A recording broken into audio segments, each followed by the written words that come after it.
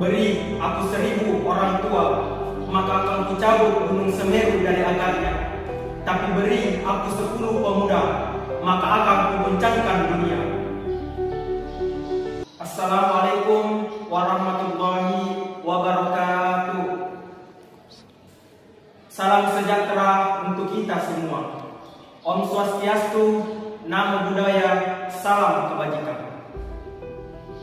Bung Karno pernah menyuarakan harapan besar kepada pemuda. Tapi pertanyaannya sekarang, apakah pemuda hari ini bisa mengguncangkan dunia? Jawabannya sederhana, pendidikan. Tapi bukan pendidikan yang hanya mengejar gelar, bukan pendidikan yang hanya menghafal teori. Kita butuh pendidikan yang mencerdaskan hati dan menggerakkan aksi. Teman-teman sekalian, pendidikan telah membawa manusia keluar dari zaman kebodohan, telah memerdekakan pikiran dari belenggu penjajahan. Namun, jangan puas hanya belajar di ruang kelas. Dunia hari ini membutuhkan generasi yang mau berpikir kritis, kreatif, dan peduli. Coba lihat realita di sekitar kita. Masih banyak anak-anak di pelosok negeri yang harus berjalan berkilo-kilo untuk mencapai sekolah. Masih ada siswa yang harus berbagi buku karena tidak punya. Dan ironisnya, kita yang duduk di bangku perkuliahan kadang masih mengeluh soal tugas, soal sinyal, dan bahkan soal jam mata kuliah. Pendidikan bukan sekedar fasilitas, ia adalah perjuangan. Ia adalah bagaimana kita menggunakan ilmu untuk menjawab persoalan masyarakat. Bagaimana kita membawa perubahan lewat sikap dan karya. Apa gunanya IPK tinggi jika kita buta terhadap penderitaan orang lain?